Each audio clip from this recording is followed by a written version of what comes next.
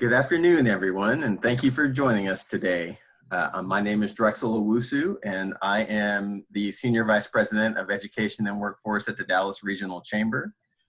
Throughout the COVID-19 pandemic, the Dallas Regional Chamber is focused on two things: serving our members and bringing you current, useful information through our website, social media, and through a series of virtual programs like this one today. Our ongoing series is focused on bringing real-life examples of what a responsible return to work looks like. We recently brought business and nonprofit experts together to share reopening best practices and experiences with our regional education leaders who are working to develop safe reopening plans for our schools. We know that there is not a topic more top of mind than for our community, state, and nation right now than the return to school. It's on the hearts and minds of all of our parents, educators, and our business community. Today's program is designed to inform our parents of secondary through high school or secondary through college age students on the important issues to consider as you make the difficult decisions about your education or your children's education options for your youth this summer or this fall. For a brief welcome, I'd like to invite Amber SCANLAN, Senior Vice President of Client and Community Relations at PNC Bank, to join us. Amber? Thanks, Drex. Appreciate it. PNC is a very proud member of the Dallas Regional Chamber, and we're also excited to serve as the chair of the DRC's Education and Workforce Council. In that council, we're very deeply focused on all matters related to growth and development of our region's students and certainly our future workforce. As many of you know, the DRC actively advocates to strengthen our educational pipeline, everything from early childhood education to the K-12 system, as well as the higher education system. All of those items are so important to meet the needs of our regional workforce. Personally, this conversation is relevant to me as it is to so many of you. We all have thoughts around what return to school looks like, and even for me, my children in the pre-K as well as the K-12 system, it's really critical. So we thank the DRC for taking such an important leadership role and bringing all of us together as we have this important discussion. So many considerations for all of us. So with that, thank you so much for joining, and Drex, we'll turn it back over to you. Thank you, Amber. Today, we'll hear from experts to address the critical topics of health, social and emotional impacts, and virtual learning in digital environments for our secondary through college age students. I'll introduce each panelist as we bring them forward into the conversation. We hope to have time to address any or all of your questions, so we invite you to offer them in the chat when you are ready. But first up, we will start with Dr. Brad Tate, Vice President and Medical Director of Enterprise Case Management at Children's Health. Dr. Tate, parents are hearing so much about how COVID-19 does or does not impact young people medically. Please help us sort through all of the information and what you are actually seeing with children and youth here in the Dallas region.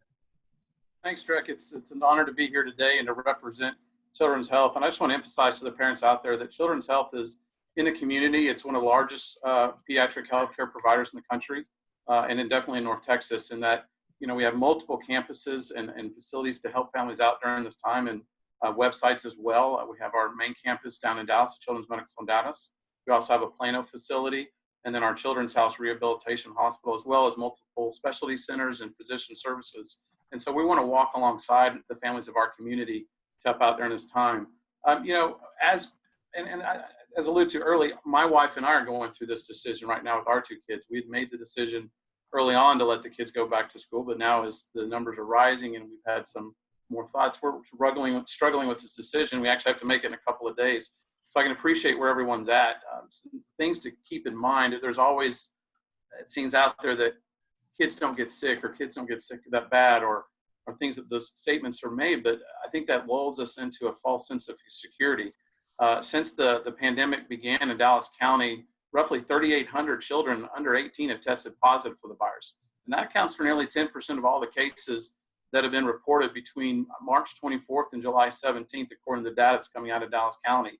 The number of children with the virus more than tripled between March and May, jumping from 2% to 11% of the cases for those months. And so we're definitely seeing an increase in the number of positive cases for children, but not just an increase in the number of cases, we're also seeing an increase in the number of hospitalizations.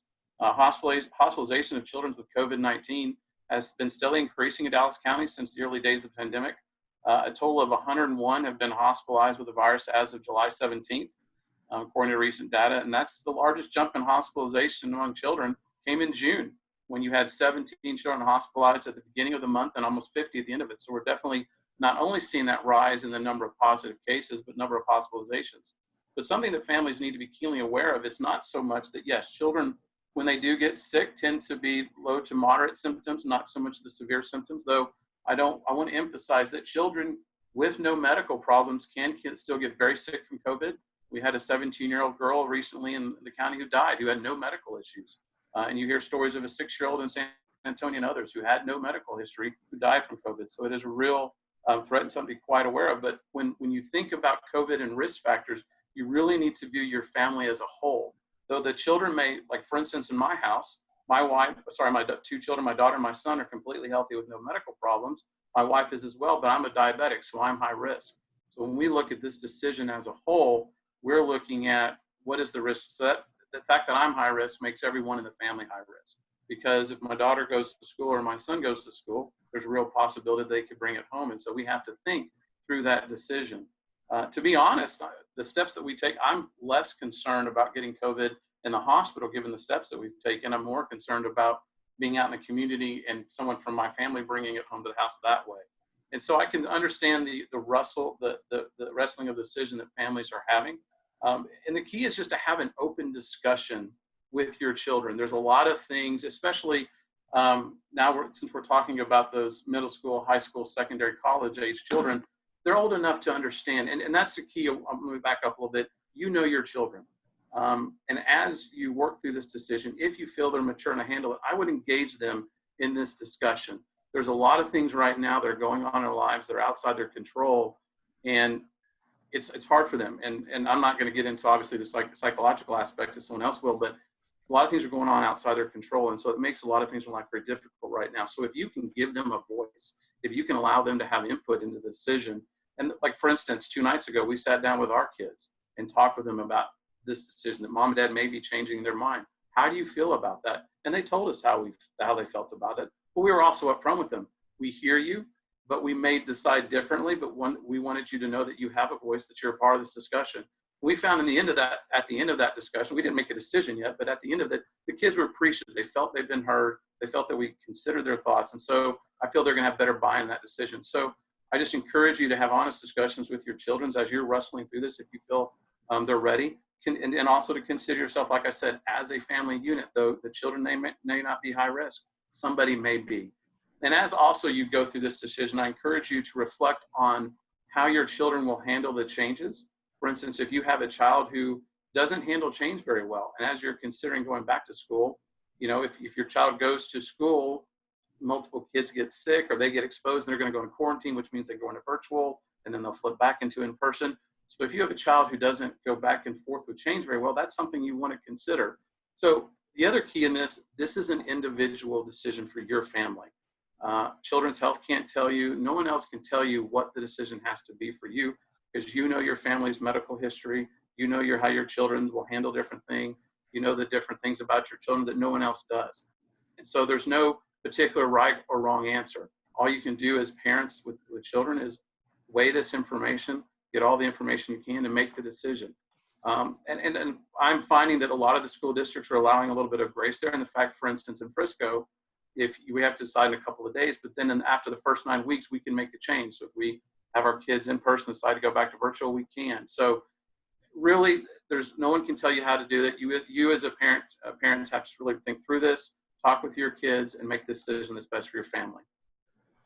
Thank you, Dr. Tate. That was very thoughtful and appreciated. And I'm really glad you touched on the mental health aspect. I know, at least for myself personally, and I suspect for many of you, the mental health and well-being of our young people is really at the forefront of every parent's concerns. And we've got Byron Sanders here from Big Thought, respected nationwide leader on children's social and emotional health. And so, Byron, I'll ask you, in your experience, how has this crisis impacted the mental and social emotional health of our young people, and how should this impact about what school should or could look like in the fall, and help us unpack this a little bit. Yeah, thank you, Drex.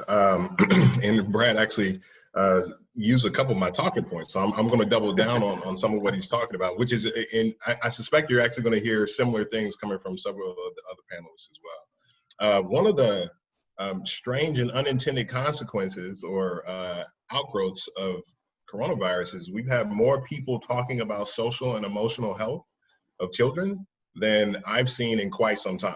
And for that being a part of our one of the things that we think is one of the key levers that we need to be pulling on creating an experience for a young person, developing and growing into a person who feels like they can live a life of fulfillment. That actually has been an unintended positive outgrowth of this. And I want to ground us on understanding what we mean when we talk about the social and emotional health of a child. It's something that parents are already starting to notice. Gallup did a poll a little bit earlier in the summer that showed that even fairly early on in the pandemic, about 29% of families were starting to see a noticeable harm toward the emotional and mental health of their children at home. That was pretty significant and substantial because it's not something that's always top of mind, front of mind. When we're talking about what the impact is truly for our young people, we have to acknowledge a few things. One, that we have some structural inconsistencies and inequities that actually drive the impact on certain communities versus others. If you're in poverty, there are demographics that we know show up more in concentrated poverty, brown and black communities. So we're seeing this in a number of different communities. But it's actually going to be affecting all of us broadly. So that's the first thing to acknowledge. The second thing to acknowledge is, what do we mean by trauma? And what I think it's good to do is to ground ourselves on understanding that it's not just feeling bad. It's not just feeling sad. When we're talking about the effect on the social and emotional well-being, we are actually indeed talking about the brain physiology of our children. And there is an effect on a child feeling persistently or consistently unsafe, uncertain.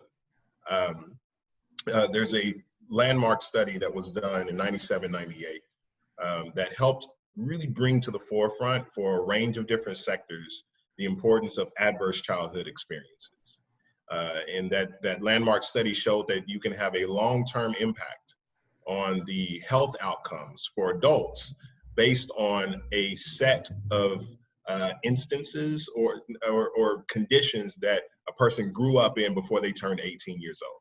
And those categories were labeled as adverse childhood experiences. They had to do with child abuse, they had to do with neglect, they had to do with different types of experiences, things that they might have witnessed.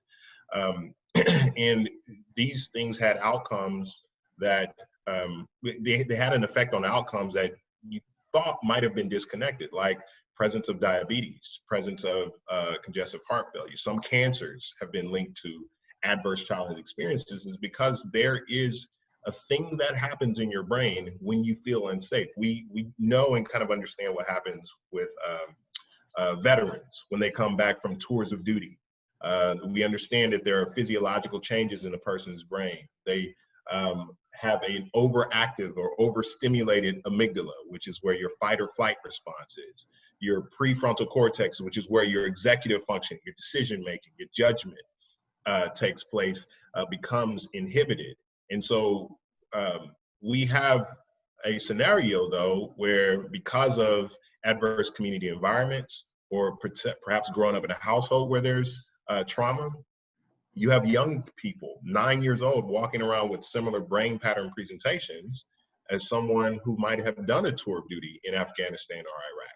So when we talk about trauma or the presence of social and emotional disruption for a young person, we're not just talking about a feeling alone. It can have an effect on academic performance. It can certainly have an effect on the actual child's health and behavior. And so people are starting to see that we have a new category now which is coronavirus, quarantine, that isolation that comes. And so as we think about what can we do to prevent a less than ideal experience from becoming a long-term traumatic experience that adds to or could potentially exacerbate pre-existing adverse childhood experiences, we have to look at our systemic solutions and think about what schools can do and the presence of school can do in order for us to at least dampen that. There are a lot of things, as Dr. Tate said, that are outside the control of young people. There are a lot of things that are outside the control of the adults themselves.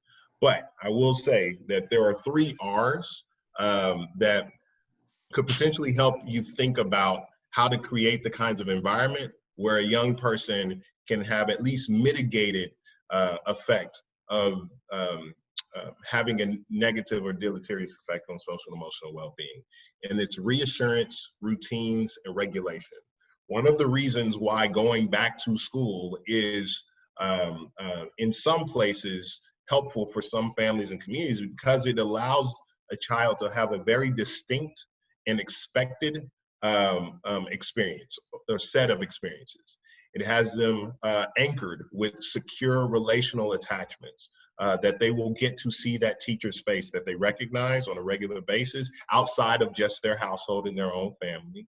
And they know that they're going to be doing a thing and they'll be doing a thing regularly.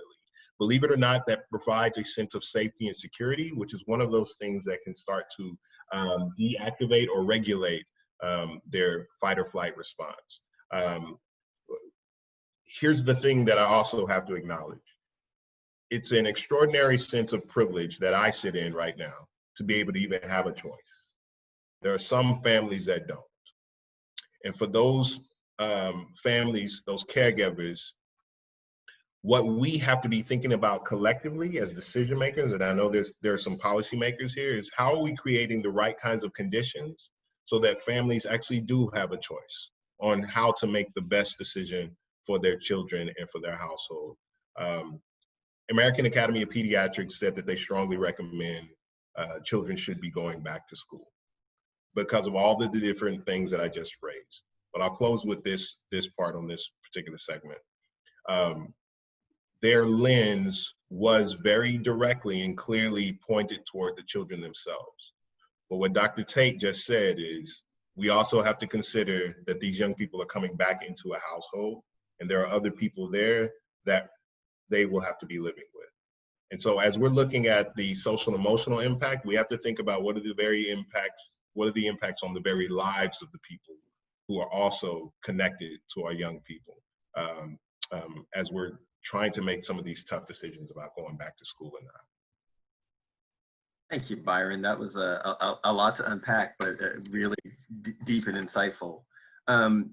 Sort of to further talk about this for college-age students is Dr. JIHAN Woods, who's a staff psychiatrist at the University of Texas at Arlington. And Dr. Woods, obviously for college students, they're transitioning into and through college, and they face their own unique challenges. Can you talk about some of the challenges you're seeing in young people and adult learners that they're experiencing now, or that you're anticipating their experience when the fall starts and they have to navigate taking classes virtually or figuring out their class schedules and a return to campus, as well as how we can better support them?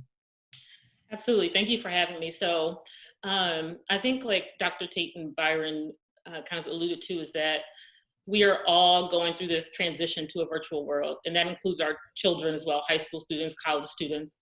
And so it is really, I think, critical to think about how our kids are affected, as well as in addition to the adults that are affected. Many families are, losing, income and housing and other stressors, like Byron mentioned, other adverse experiences. So I think that is certainly something that we all need to take into consideration before we decide, before we make that decision.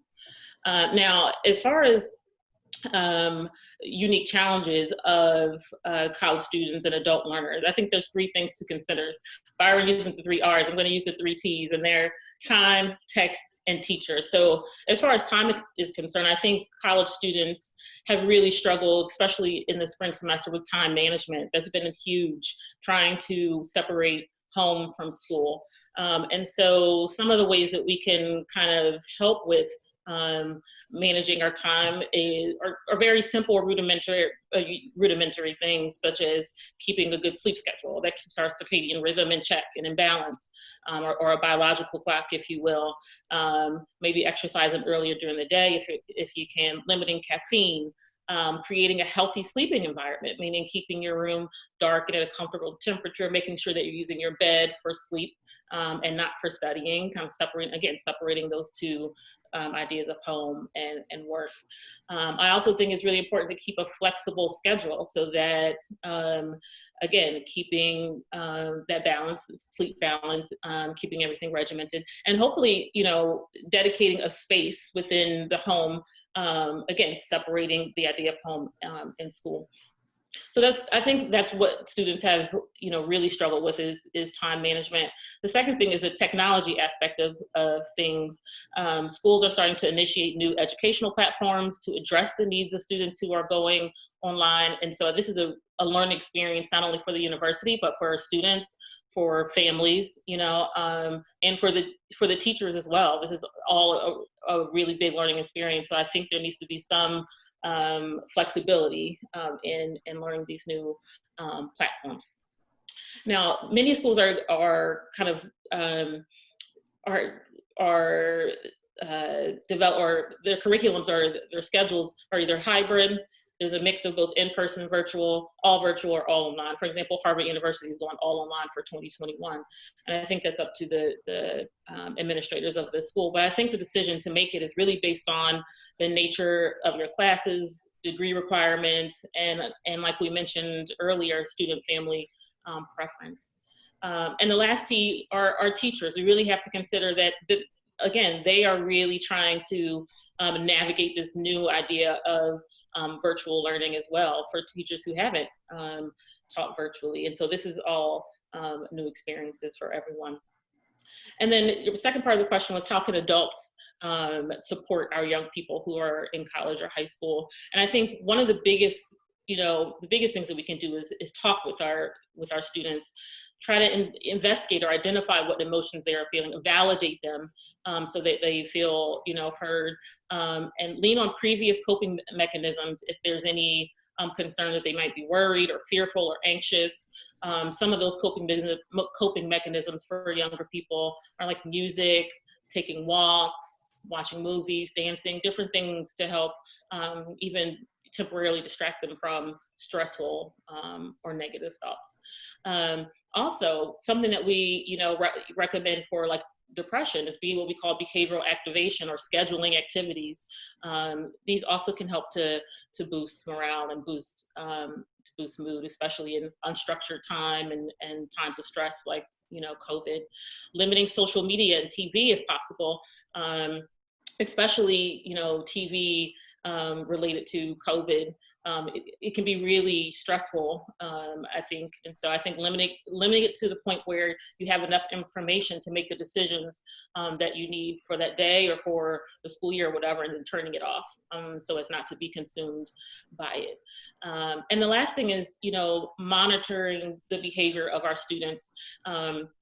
If there's, sleep changes, loss of interest in things, and, mood changes, substance abuse, and that's a big one for our young people. If you notice, deterioration in the quality of their work that they're submitting to, their teachers, I think those are really important cues that maybe there's something else going on. Maybe we are thinking or leaning towards some other mental health issue.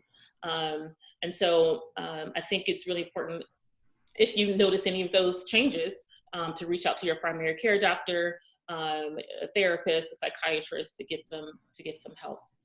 So I think overall, the decision really is family, family dependent, and it's based on many factors within the family. And so you really do have to make a decision that's best for your family. Thank you for that answer, Dr. Woods. You touched on technology, so I'll bring our friends from Microsoft into this conversation as well. We have Beth Dan, who's Director of Modern Marketplace in U.S. Education, and ROBYN HRIVNATZ, who's the History Executive. And for Beth and for ROBYN, you know, technology is such a critical aspect of learning in this new environment. And we're all trying to adjust to sort of the new norm. So what should parents be aware of when it comes to digital learning? And how can parents have confidence that their students will advance academically in a remote or distance learning environment?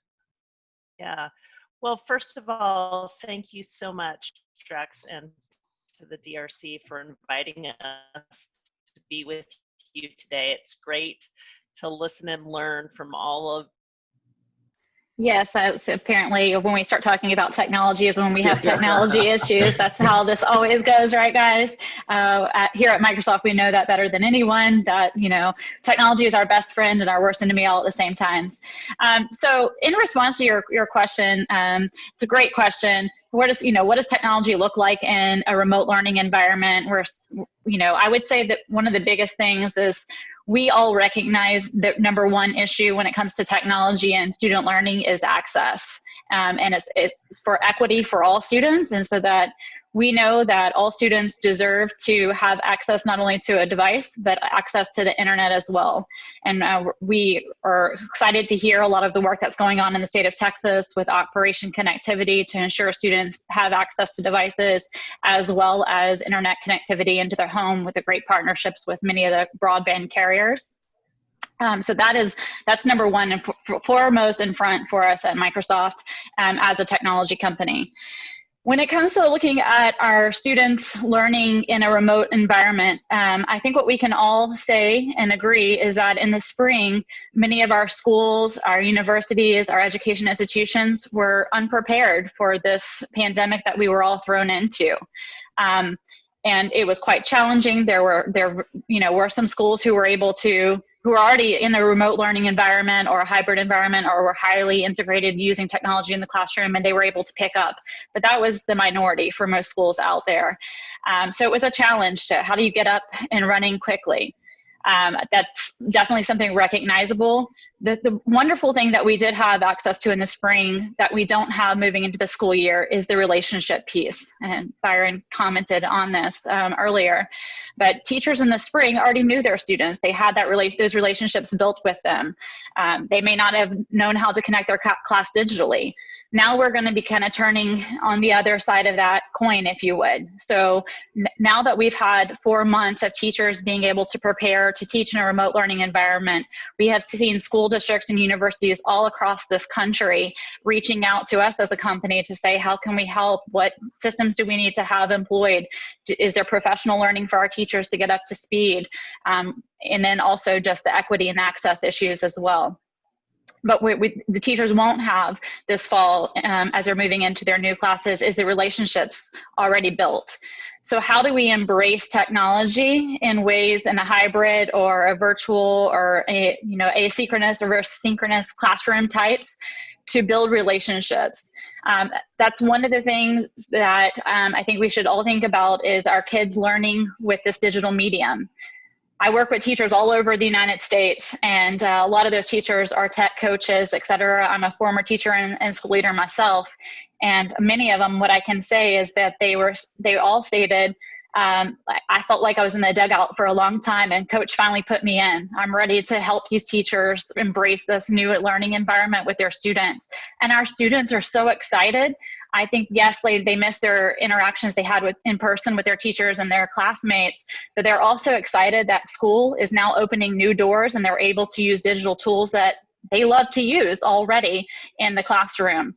And then the other thing that I want to point out is because teachers and school leaders and students are embracing learning in a remote and digital environment and way, this doesn't mean that they should be sitting in front of a device all day, every day. We know that is not a pedagogically sound approach for teaching and learning. We also know that is not beneficial for the health of our children.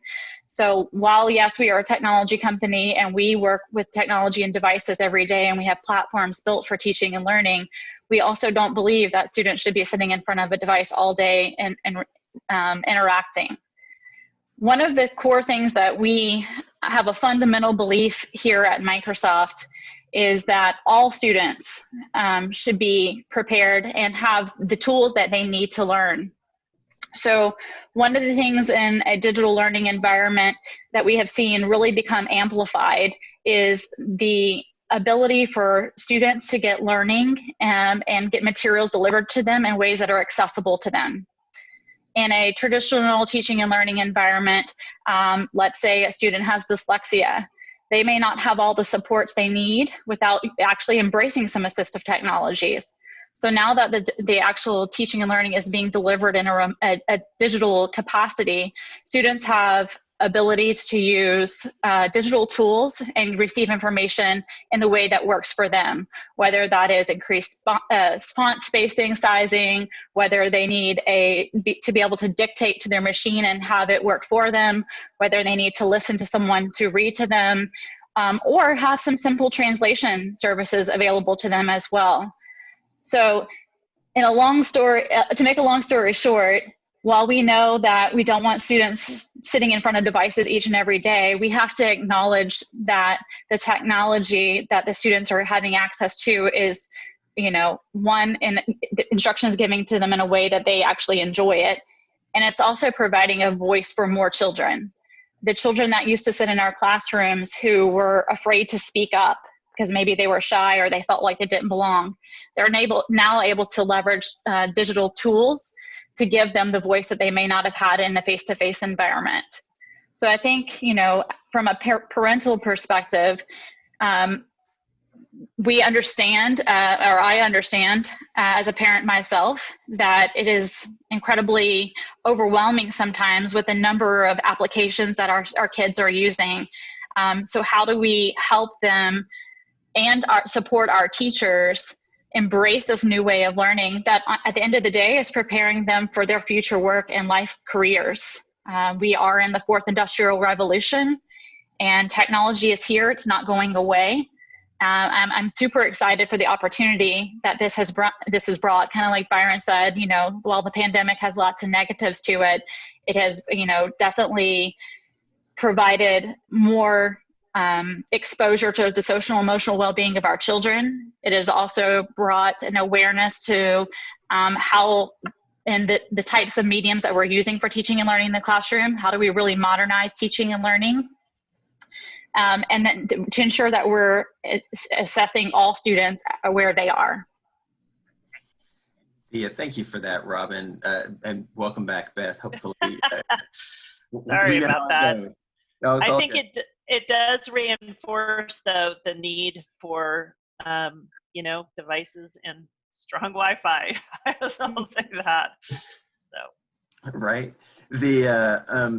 So I know I'll speak to myself on the technology front. In trying to quote unquote play teacher, I have a newfound appreciation for everything that it takes this past spring. And how can parents get comfortable with the and what are you seeing or what have you seen around the quality of the digital learning experience going into the fall as opposed to the panic of the spring? I would say the biggest thing we're seeing is teachers have had the opportunity to get prepared. There's been, a plethora, probably too much professional development that's come our teachers' way. They're probably like, what webinar do I jump in today to learn this new thing? So there is an abundance of professional learning that has taken place. A lot of districts really rallied and came together and built plans for their teachers to make sure that they're all on some common platform to embrace the teaching and learning, which maybe was not in place in the spring. So I think we'll see an improvement from this structure and teachers feeling prepared to actually lead a classroom in a digital way, number one. And then I think what we're also seeing too is teachers are being able to embrace some of these digital tools and the artificial intelligence and machine learning that's built into them that actually helps and improves some learning outcomes in the classrooms. And what I mean specifically by that is, I'll use an old day of when I was still in the classroom. we gave out an assignment or a quiz or whatever it was. Students took that particular activity assignment that was on paper. I collected that from my students. And then, if I was lucky, if all my time worked in management, I could get that, those assignments graded and back to my kids in the next, 2-3 days, sometimes a week, depending on the assignment. But I didn't have, it took time. I wasn't able to see where my kids were in the moment and then redirect them. With some of the digital tools for assessment now, where teachers can create quizzes, et cetera, that allows the computer to instantly grade that, identify where the learning gaps are for the students, and surface that up to the teachers, they're able to be more responsive to being able to personalize the instruction for the kids in a more rapid way. Another example, what I've seen is the number of teachers who are really embracing authentic assessment in the classroom today. So instead of just giving quizzes where they're filling in bubbles or filling in blanks and completing the assessment, they're allowing students unique opportunities to explain their learning and provide artifacts of learning in a digital way. So it might be a student creating a Flipgrid video sharing what they've learned, or maybe they're creating a PowerPoint or recording their screen of solving some math problems. And so now the teachers can see their thought process in action and be able to actually assess the learning that's taken place versus what answers were missed the most on this quiz. And then because of the technology allows you to funnel the data in a very rapid way, then you can redeploy, reteach, and help those students move faster and quicker and help them with what they're missing at that current time. One of the things that I hear the most is how do I know as a teacher if my students are interacting with the content? Are they involved or are they engaged at their home? I know in my classroom if they're working or they're collaborating with their students, but how do I do that as a teacher or as a parent? How am I able to know how responsive my student is to their classmates and their teacher? And that's another thing that we are building into technology. So for example, a teacher who's using Microsoft Teams with their classroom of students, they actually have an insights portal where the artificial intelligence will run reports and give the teacher information on what they're interacting with, what content, how they're interacting in a collaborative way with their classmates. And so the teachers can see, this student is either very responsive and is participating in the class, or if there's no activity, then that's an indicator for me as a teacher to say, what's going on here? Let me immediately go to this family and see, is it an access issue? Is there other issues going on at the household? But how can I help remediate where I don't see that activity? So again, it's really leveraging the power of artificial intelligence and technology in the classroom to let teachers make human decisions about our children and let the technology take the time-consuming things away from the teachers that the machine can do. Thanks. There was a question in the chat, or at least it came to me in the chat, around sort of how Microsoft is looking at innovation and learning, and possibly even integrating things like physical games with learning and learning with VR, projected imagery, and are you guys seeing kind of a new channel or avenue to sort of innovate as you go forward? Yeah, I think there's a lot of blending between our physical world we live in and the digital world that our students interact in. Everything from obviously the super popular esports leagues that have developed over time to allowing students to create and do things in a physical world and bring those into their digital world as well. And again, it may not necessarily be that they have fancy HoloLens, VR headsets, mixed reality headsets that they're using at their home, which is not practical for 99.9% of every family out there.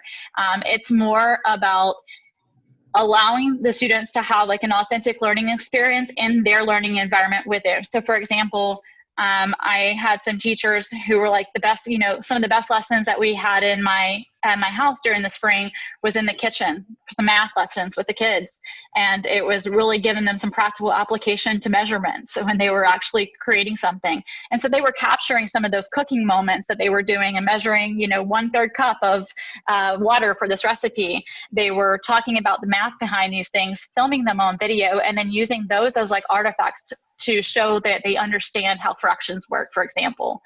So I don't think it has to be a kid sitting behind a device or with a fancy VR, AR, mixed reality headset.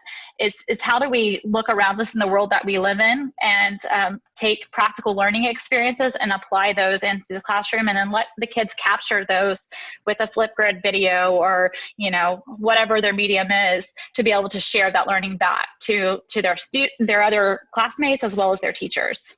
I think the other piece too, so sorry I dropped off, bad timing of that. I do want to also mention that Minecraft is another great example of really engaging students at all levels. We see a ton of young adults and adults in higher education that are using it across a multitude of subjects, not just science, but history and English, and being able to present and create their idea of a lesson and be able to show that in a way that all of and be able to build worlds together. And so it's great to see the vast variety of the ways that students can engage with technology. And also just a reminder that these children are fairly digitally native. So this comes much easier to them than it actually does to us. And so ensuring that we're providing them an environment of which they can create and grow, with the teachers to help sometimes do a little reverse teaching. Thank you for that, Beth. And there was another question in the chat here, so I'll pivot really quickly. For Byron and Dr. Tate and Dr. Woods, how can physical activity and health sort of promote, or be improved during this time? Should we be encouraging our kids to get off the couch, if you will, as a way to prepare for a crazy fall? I'll take a stab at that. There is no doubt you should be encouraging your children to get up off the couch and do something, move something, right? There's a really important aspect of physical health that actually does contribute to the mental health as well. So know that you're feeding two birds with one hand when you encourage a young person to get out and get active. Now there are recommendations though on what types of things are allowed versus things that probably should be avoided right now. And we've actually seen that representative in some of our programming, our summer programming and our programming as we do a lot of after school programs, out of school time, non-traditional learning spaces. And so what we're saying is things that would involve contact, you gotta stay away. And there are lower risk activities. Tennis is a very low risk activity, still a lot of movement, a lot of engagement, right? I also suck at tennis, and it presented me a new opportunity to develop, like my quads were on fire after I went out with a friend of mine. But things that allow you to maintain social distance. And I'll kind of connect this to the question that also came up from Kevin. Extracurricular activities. This is going to show itself a lot in what's going to be made available in school districts. What we know is that there are going to be some activities that are going to have limitations based on social distancing and what we know about transmission of this virus. So what I've seen from some school districts, this is not uniform, but what I'm seeing from some school districts in private school settings is that choral, glee club, things that require singing uninhibited are starting to be limited. That's actually even affected the degree pathways for some higher ed institutions where a person is getting a degree in music. There's limitations on how they're going to be able to even satisfy the terms of that degree. But but there are other places and spaces where a person might want to look into for alternatives. So there's some exciting experiences. I don't know if any of you all are familiar with, it used to be called Odyssey of the Mind, now it's called Destination Imagination. But it's a creativity building experience. It's fantastic. Those groups, as I understand, are still being allowed in some instances. So you're gonna have to go and look into non-traditional spaces. But the most important thing is that you actually do encourage and hold your young people accountable, your children accountable to getting up and moving. And I would say moving outside and outdoors is ideal. Getting the fresh air, things that our grandparents used to tell us to do, is still really important in this moment in time. And there is value in creating a routine and schedule for it to happen. So I would say whether your child is going to school or is going to be learning at home, you as a parent, as a caregiver, I would highly recommend that you build that intentional time in. I couldn't agree more with Byron. The key is think outside the box. For instance, and I don't know the name of it. I want to say badminton, but I don't think it's right. It's where you hit that feather thing over the net. You know, we went. I put one in my backyard. Yeah, we played that as a family. So think outside the box as far as not only for yourself, the kids, but you yourself need to get outside the house. You yourself need to take care of yourself as well, because if you're not taking care of your mental and physical well-being, you're not going to be able to be there for your kids.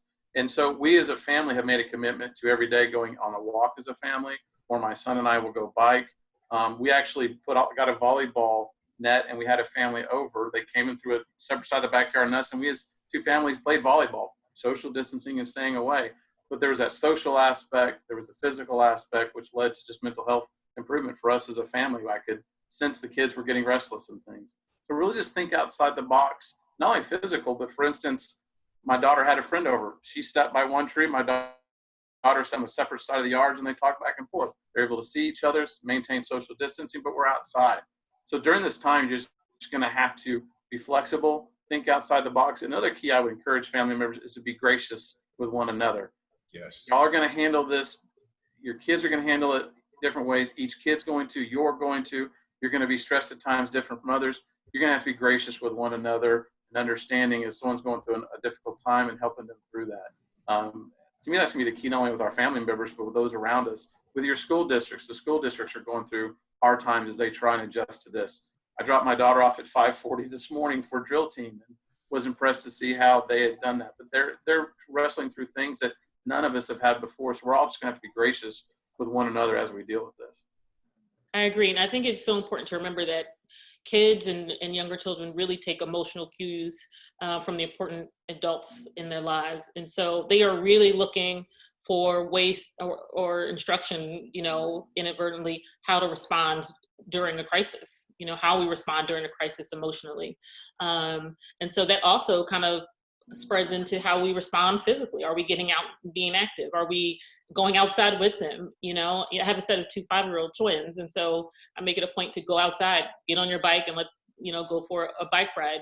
If it's raining outside, like today in Dallas, get on YouTube, find some exercise videos and get moving. So, I think it really, really just getting creative in how we think about physical activity is important.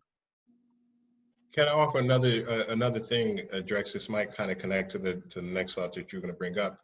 It's Robin and Beth pointed to this, and as the resident technologists on the call, I just want to affirm what they said. We know screen time is not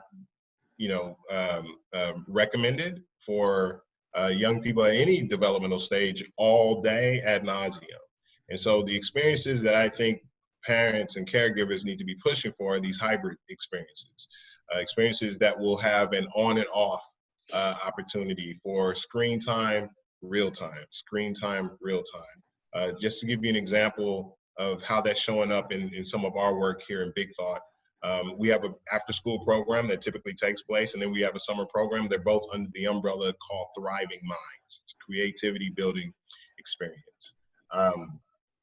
What we've done when coronavirus hit is we went out and assessed what our family's needing. We recognized that one of the things that was so important, because we were going to try and go all digital, was that they were saying, I need to have some asynchronous, off the grid opportunities for our young people to do something. And so it allowed us to transition to this model called Thriving Minds Distance Learning. And Thriving Minds Distance Learning incorporates a schedule that's sent out to our families in a kit. So it's like a box that a child receives every 2 weeks, and it has a set of experiences that a young person will be able to either log in and plug into and follow. That could be social emotional yoga, stretching, breathing, some movement that's part of it. Sometimes you're actually just going through a lesson with either a puppet, puppeteers or clowns. Like, there's a whole range of different things. And then there's a set of experiences where there's literacy modules. There's my children got one of these and they opened it up and there was a bag of dirt, and I was like, what are we doing here? And then I realized that these were seeds that our young people were then able to go and plant. So there are some important things that we should be pushing ourselves to make sure that we're still contributing to what we know from science says are the developmentally appropriate interactions a young person would be able to have, and that has to include hybrid, on and off again. Physical movement, of course, but also just things that you're doing tactily with your hands as well. Yeah, I just put a note in the chat, and I just want to remind everybody that screen time, right? Like, we have to be really careful. The social media piece I get, but it also can be a way to connect, right? We talked about that, seeing the teachers, seeing the class, their classmates. It's really important. But now from home, like, my dog is, and Beth is out. but her point around creative opportunities to leverage technology to support connections is actually a really interesting one. And a place that I know my wife would love some coaching and guidance. So I actually want to turn to a sort of a final question for all of you as panelists, which is, there's a ton of information out there, and honestly a ton of misinformation out there. Are there some really great resources that you have found or that you would recommend for our audience to help them make some decisions around what they should be doing in the fall, or how they should be supplementing their students' learning or encouraging new behavior and activity going forward? From a medical aspect, I would think of three resources right off the top of my head that you can trust. One, especially when you're talking with school districts and things of that nature, should I go back to school? Should I not? Engage your pediatrician. They know your child's medical history. They know your child's health. Have a conversation with them. What do they feel? What input can they give you? Also, I'd highly recommend, for instance, children's. Our website has a lot of great information, links to CDC and other things, recommendations for families with a lot of our children, especially as a tertiary care center, families with a lot of medical problems or surgeries. And so there's information about what considering your child low, moderate, or high risk and things of that nature, and aiding with this decision. And so if your child's cared for at Children's or at Cook's, go to those websites, look at those hospital websites, get information. And lastly, I would go to the CDC. For medical information, that's kind of the gold standard. Yesterday when I was talking at another panel, I recommend that families their CDC. If you just type CDC, COVID, and guidelines, it'll bring up a page and you can click on school and families, and that'll take you to two forms. It's actually there's a school administrator part and then a family part. And under the family part, it's actually got a checklist of things that you can check to kind of help you evaluate of what's going to work best for you, virtual versus in person. And then there's also things to think about before you start getting ready for school. One of those is I would recommend being very proactive about your kids. If they've got individual learning plans or 504Bs, talk to the schools now. What are they doing? What are their plans? Make sure things are in place before school starts. So really, like I said, CDC website, just like I said, CDC, COVID guidelines, type that into Google search, it'll get you there. Your PCP, and then also Children's Health here in town has a lot of great resources on their website. I agree. From a mental health perspective, I agree. The CDC has some great resources. If you just go in their search bar and type mental health, there's some great resources on tips and things to do to help you navigate through COVID. I also recommend like your university, because when making the decision to bring your kids back to school, your high school or your college? Are they, you know, promoting behaviors that reduce spread? Are they maintaining healthy environments? Looking at all these things to make sure there are policies in place if, you know, someone does test positive for COVID or becomes ill, et cetera. One of the things that I was going to recommend, in addition to what everybody said here, is there is a place where I believe out of school time experiences are going to be really important. And I'd say that for if you're in school, if you make the decision to send your child to school, or whether you make a decision to keep your child at home, having some sort of enrichment ability that allows a young person space to create, allows a young person space to just have fun. I mean, sometimes we minimize the importance of creating that space. Adding on to what Dr. Tate said about grace, one of the things to acknowledge is that there needs to be a little bit of grace offered to your young people on what their academic performance and strive and struggle should look like this year. We're all struggling. Everybody's trying to figure all of this stuff out. And I think you see a little bit of that showing up in the governor's acknowledgement that we're not tying STAR scores to whether a child is going to pass to the next grade now for the specific grade levels that you needed to have to pass in order to promote, right? It's kind of an acknowledgement that we're in a unique place. So finding opportunities for out of school time, non-traditional learning experiences are going to be good. Certainly we, Big Thought, have a lot of experiences that a person can plug into. You can actually find a lot of those digitally at dallascityoflearning.org. I'll drop that in the chat. But also, we're creating those Thriving Minds distance opportunities. So for people to be able to have the kits come to them, that's another resource. I would also say Dallas After School is a fantastic partner. I think I saw Christina on here a little bit earlier, Christina Hanger. Dallas After School, they're a great website resource to go to find out, are there any non-traditional learning or out of school time learning opportunities? And I would say, check with your school district. Some of your campuses are going to be offering after school programming for youth for the wide range. And I'm counting clubs as part of that as well. Go above and beyond. If you haven't before, go above and beyond to try and find those kinds of experiences for young people, because it's going to be really important. The last thing I'll say, Drex, is I'm saying advocacy. We have a lot of people on this call here who have an opportunity to raise their voice up to policymakers. We need the right types of conditions, because the conversation that we've been having here today can sometimes be frustrating because you're like, I don't have great options. And you're right, there's limitations on that. And we need things that provide the kinds of relief to families, employers, communities, additional resources that are really, really important for us to be able to make better decisions and have better decisions for our families. As well, that cut to some of these other issues that we're not addressing, like rent and the ability for a person to stay in a house and to seek the proper healthcare and testing resources out in the community. Advocacy is something that I would really engage you all. I would say people should engage with the Dallas Regional Chamber with. Thank you, Byron. I appreciate that. Any last words of advice from our panelists before I get to our closing? I will just jump in there and say, Dr. Tate talked about bringing your own children into your family discussions.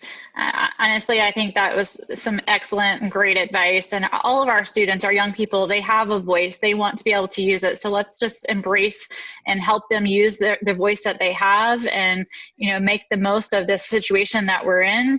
While there's many downsides to us, as we all know, there are also many opportunities for us to learn, grow, and change as a society. And we're all part of making this world a better place to live in. So we should include all of the voices in making this world a better place to live in, including our young people. I would just have two final points. When you talk, we all are talking a lot about social distancing, making sure to wash your hands frequently, masks. But when you're talking about school setting, especially for those families that decide how their kids go to school, shareable items, not to be handing each other's phones back and forth, sharing pens, sharing drinks, sharing iPads, sharing technology, being sure not to share those items. And when you have that honest conversation with your kids, really we made a purpose, and I encourage us to make your kids feel like we told them we're a family unit. We're in this together. And so when you're out in public, think of your family as you're out.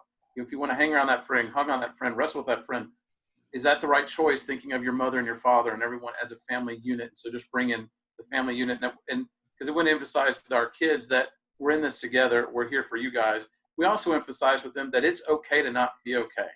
It's okay for you to feel sad. It's okay for you to be frustrated. It's for you to be mad. But we want you to be able to come and tell us that early on. If you're struggling, let us know, because we're here for you. So let your kids know it's okay not to be okay during this time, because it's also okay for you not to be okay during this time. And really quickly, I would just encourage families to do daily check-ins, do daily mental health check-ins. You don't have to call them that. Just call them, team huddle, whatever you want to call it, but check-ins to see where your children are today. And that can vary from day to day. Some days they will be okay, some days they will just not be okay. And it's okay not to be okay, but it's important that as the adults in the home, that we talk with our kids, inform them, and make sure that they are reassured. The very last thing, Drex, I know I said that, there's a moment in time that we're going through right now that also is layered onto coronavirus, and that's the Black Lives Matter movement. That's the social upheaval and catalytic change that we're seeing. The young people are paying attention to that. So the degree to which you can incorporate some of those learning experiences with the actual reality of the world that we are looking at around us is important, because they're noticing, and not talking about it doesn't necessarily help, especially for your older youth. You have to deal with those and allow them to have a space and voice to talk about and deal with that as well. Thank you for pointing that out. I want to close by saying a sincere thank you to all of our panelists, Dr. Tate, Byron, Dr. Woods, Beth, and Robyn, for your incredibly valuable insights and perspectives. And I hope everybody will give you a virtual round of applause for your insights today. We really appreciate all of the thoughts and perspectives on these critical issues near and dear to many of us. And as a parent too, I always find these conversations really helpful in framing some key issues, giving me some great ideas to take back home to my dinner table as we also work through the same issues we all face. Yesterday, we had a similar panel focused on elementary age children with another great group of experts. And I hope for all of you who are participating today, you'll watch for the recap and replay of these discussions, both from yesterday and today. That'll be posted on our website and of course shared across our social media at dallaschamber.org, or social media. I think we're at DRC on Twitter, Dallas Regional Chamber on most other social media platforms. We'll also point you to visit our website again at dallaschamber.org for any number of other resources related to the future of work and business, including key takeaways and best practices across a variety of industries. And you'll also find a list of current school reopening plans for a number of our Dallas area public and private and charter school systems. Lastly, I will share a brief slide. We have two upcoming education and workforce events at the Dallas Regional Chamber. On August the 13th, we'll be hosting a virtual State of Higher Education luncheon presented by Thomson Reuters. We're excited to have Dr. Harrison Keller, who's the Commissioner of Higher Education for the state of Texas, as our keynote speaker.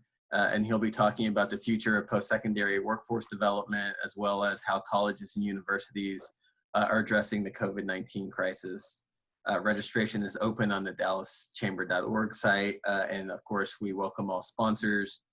And then on September the 18th, also at 12 noon, we invite you to join us for the 2020 State of Public Education featuring Texas Commissioner of Education, Mike Morath. And that event will be presented by Toyota. based on today's discussion, I'm sure that will be a hot ticket, and we welcome all of your interest and participation. Again, registration is open for that. You can visit dallaschamber.org/events to find out more. We will also, again, recap all of these, including the links and resources shared by all of our panelists.